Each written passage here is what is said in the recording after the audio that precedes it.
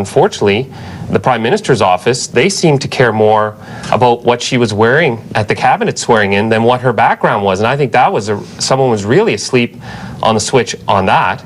No one is interested in prying into anyone else's private affairs.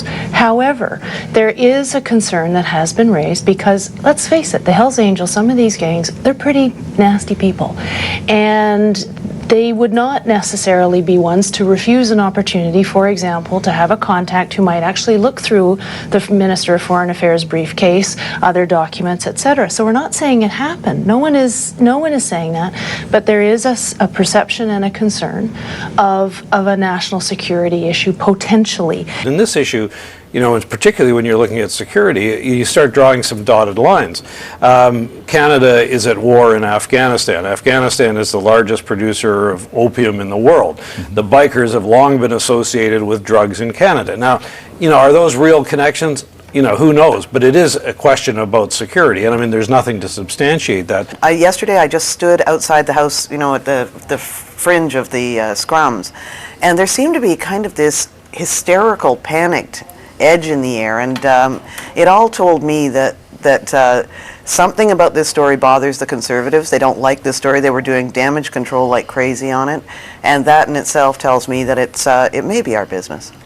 When she got out of the car at the swearing in, I thought, you know, who's that? That his girlfriend, his wait, sister, his wait. cousin? You know, we all asked the same question. We had no idea. You had no idea who she was at. And she did attract a little bit of attention, including from the PMO that was quite concerned that her dress was not appropriate. But as we were kidding around in the office today, they were worried that her dress was too revealing. Well, maybe they should have been checking to make sure she wasn't covering up a wire.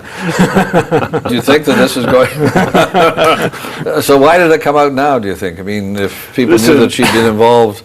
everybody knew about that story for... the first time I heard about the story, maybe 2 months ago, and people knew before that, and Gilles Duceppe knew before that, and the Liberals, Denis Coderre, knew before that, all journalists knew before that. Nobody knew exactly what to do with that story. It was sort of a complicated story. The girl never been accused of anything.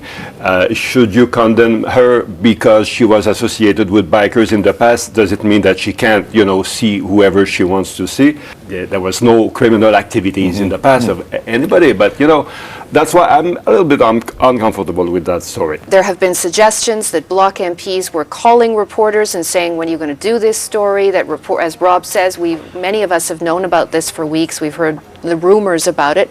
Is that a part of this story, Chris? Yeah, our colleague James Cudmore focused on that particular aspect today. It was known, certainly in political circles, and there was lots of interest. The Bloc Québécois, shortly after the question was asked of Gilles Duceppe, after question period, suddenly was releasing all sorts of documentation that they had compiled about this woman, yet never themselves raised it in question period. So I guess the issue, if you want to look at it from the other prism, is if it was such an issue of national security, how come no political party was prepared to raise it in the House of Commons until finally a journalist asked them? This has been talked about for months, about doubts or questions or whatever. And this only came out because one media outlet decided to take the lead, and then everyone followed in the media and made this a public story, but that the opposition parties didn't raise it until the media raised it. What does that say? You know, when I look at this issue, I guess it's sad in a way, because at a time when the political culture of the United States seems to be changing, seems to be getting out of that, what I call the muck of personal politics, this is an indication, I hope the other parties steer away from it, that we're going to that place.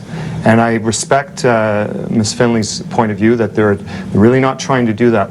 But in the way this story came out, and this is worthy of underlining, you've already said it, why didn't any of the opposition parties, including our own, want to go forward with this then issue? Bring it forward. And the reality is, and it's the elephant in the room, is that they didn't want to do it because they'd be accused of the very accusation that's being put forward by some, that is, you're not really interested in the issue itself, you're interested in scoring points.